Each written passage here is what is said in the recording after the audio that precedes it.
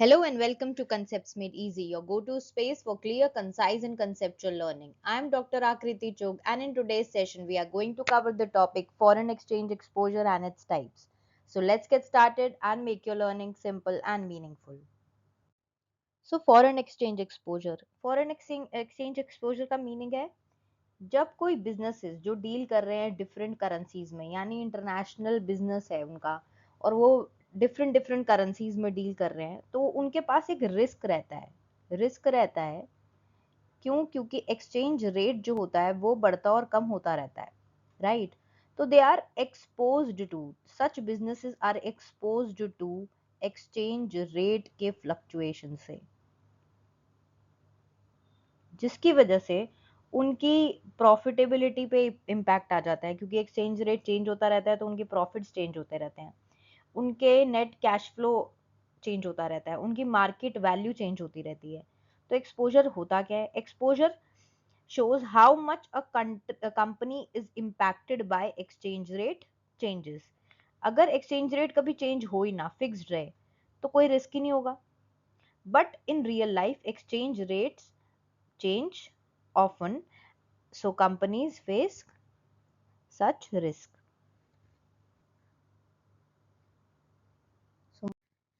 So, example, General Motors in 2017, they reported fourth quarter net income dropped by $500 million, and this was because of the losses due to foreign currency changes. So the types of foreign exchange exposures, first one being translation exposure, transaction exposure and operating exposure। इनको one by one कर लेते हैं। So what is translation exposure? It is also known as accounting or balance sheet exposure. So अगर एक company है, for example पहले ये समझ लेते हैं, यहाँ पे एक कंपनी है, उसकी ब्रांच है एक दूसरी कंट्री में। दैट ब्रांच, जो ब्रांच है वो अपनी जो अकाउंट्स को प्रिपेयर करती है, बुक्स ऑफ अकाउंट्स को प्रिपेयर करती है, वो फॉरेन करेंसी में करती है जहां पर वो फिजिकली प्रेजेंट है, राइट?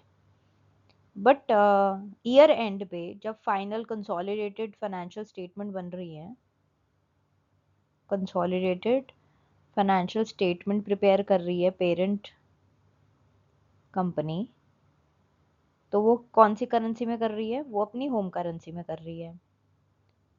तो जितनी भी एसेट्स एंड लायबिलिटीज हैं जो फॉरेन करेंसी में लिखी हुई थी, उनको अब होम करेंसी में कन्वर्ट करना पड़ेगा, जिसकी वजह से, क्योंकि एक्सचेंज रेट में चेंजेस होते रहते हैं, तो जो उनकी वैल्यू है एसेट्स और लायबिलिटीज की, या तो वो ज़्यादा हो सकती है या वो कम हो सकती हैं। इसको हम कहते हैं translation exposure. So what does it mean? It refers to the effect of changes in foreign exchange rates on the value of companies' assets and liabilities when they are shown in the financial statements। ये किसके लिए important है? ऐसी companies के लिए important है जिनकी branches है अदर कंट्रीज के अंदर, राइट? ये किस चीज को इम्पैक्ट करती है? ये सिर्फ और सिर्फ बुक्स ऑफ अकाउंट्स को इम्पैक्ट करती है। ये it does not involve any real cash. It is related to the present measurement of past values। past values को प्रेजेंट कर रही है ये। There is no direct effect on cash flows because those assets and liabilities are not being sold or used right now। So सिर्फ और सिर्फ books of accounts के अंदर है, इसीलिए इसको अकाउंटिंग और बैलेंस शीट एक्सपोजर भी बोला जाता है। So let us take an example. एक एबीसी लिमिटेड है, इंडिया की कंपनी है, owns a company in USA. US की कंपनी के पास जो एसेट्स हैं वो $200 मिलियन हैं, और लाइबिलिटीज जो हैं वो $100 मिलियन हैं। तो इनका नेट एक्सपोजर कितना हो गया? Assets minus liabilities $100 million. अब एक्सचेंज रेट में चेंज आ जाता है। पहले केस में क्या होता है? एक्सचेंज रेट बढ़ रहा है, 0.020 से 0.021 पर डॉलर हो गया है। तो पहले क्या इसकी वैल्यू थी? 0.020 के हिसाब से कितनी वैल्यू थी? हमारे पास कितना आ रहा है net exposure divided by the exchange rate, initial exchange rate, हमारे पास जो वैल्यू आ रही है वो आ रही है रुपीस की टर्म में 5000 मिलियन रुपीस। एक्सचेंज रेट अब चेंज हो गया है, 0.021 हो गया है। तो अब क्या वैल्यू आ रही है, $100 million divided by the exchange rate. अब वैल्यू ये हो गई, अब वैल्यू चेंज हो गई है, जो पहले थी वो 5000 मिलियन रुपीस थी, अब जो हो गई है 4762 मिलियन रुपीस हो गई है। तो क्लियरली लॉस हो गया है, और ये जो लॉस हुआ है वो किसी वजह से हुआ है, ट्रांसलेशन एक्सपोजर की वजह से लॉस हुआ है। मूविंग ऑन, सेम एग्जांपल है, अगर हमारा एक्सचेंज रेट डिक्रीज कर जाता है, मतलब 0.020 से 0.019 पर डॉलर एक्सचेंज रेट हो जाता है, तो जो पहले वैल्यू आ रही थी वो आ रही थी 5000 मिलियन रुपीस, नए एक्सचेंज रेट के हिसाब से वैल्यू आ रही है 5263 मिलियन रुपीस, जिसकी वजह से क्लियरली एक्सचेंज रेट का गेन हो रहा है। यहाँ पे 263 मिलियन रुपीस का गेन है। This gain is also due to the translation exposure. Translation exposure मतलब डॉलर के अंदर पहले लिखा हुआ था, जिसको कन्वर्ट किया गया है रुपीस की टर्म में, जिसकी वजह से हमें ये गेन या लॉस देखने को मिलता है। Moving on to the next type, transaction exposure.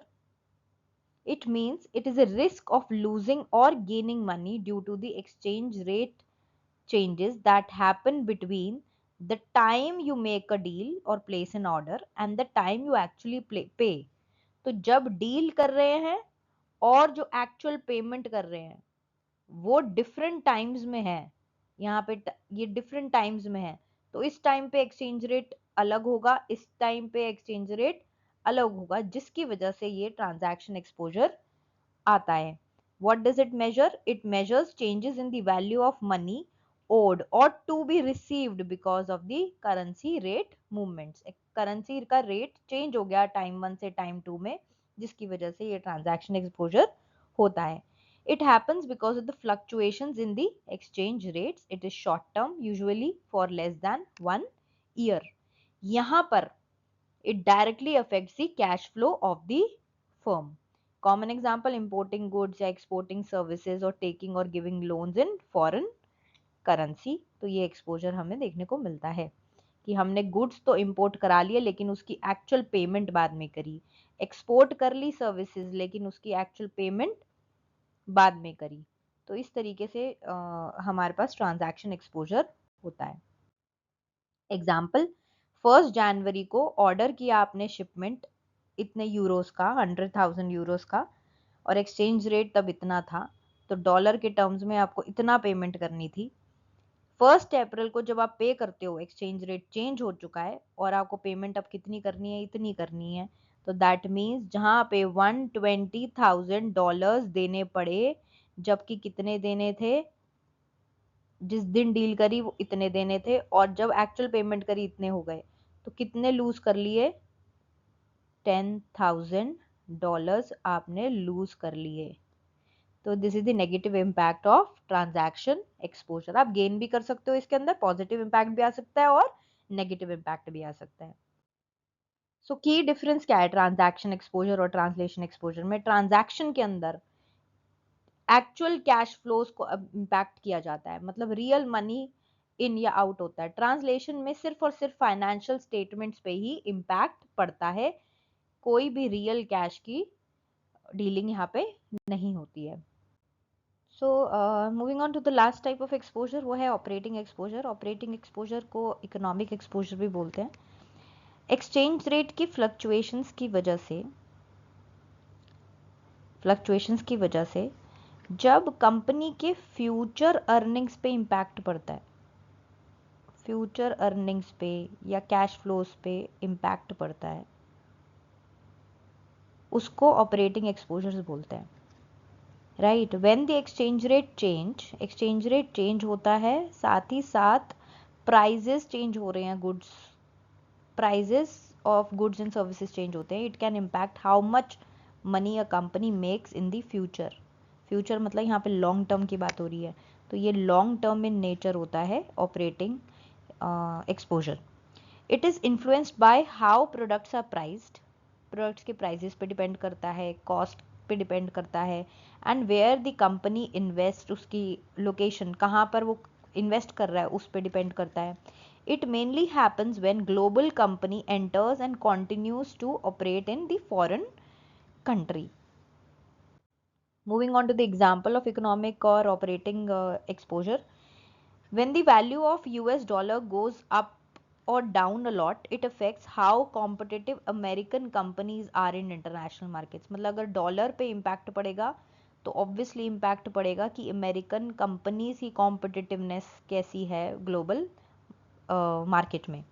For instance 1990s में डॉलर की वैल्यू बढ़ गई थी, जिसकी वजह से अमेरिकन जो गुड्स थे, अमेरिकन गुड्स महंगे हो गए थे, एक्सपेंसिव हो गए थे.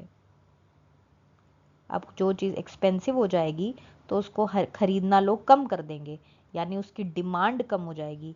This made it harder for US companies to sell their products abroad. Companies like Caterpillar, जो बहुत ज़्यादा एक्सपोर्ट्स पे डिपेंडेंट थी, उनकी सेल्स और मार्केट शेयर बहुत ही ज़्यादा गिर गया था. क्यों? क्योंकि डॉलर जब चेंज हुआ तो उनके जो प्राइजेज ऑफ गुड्स थे वो एक्सपेंसिव हो गए थे. एक्सपेंसिव किस वजह से हुए थे?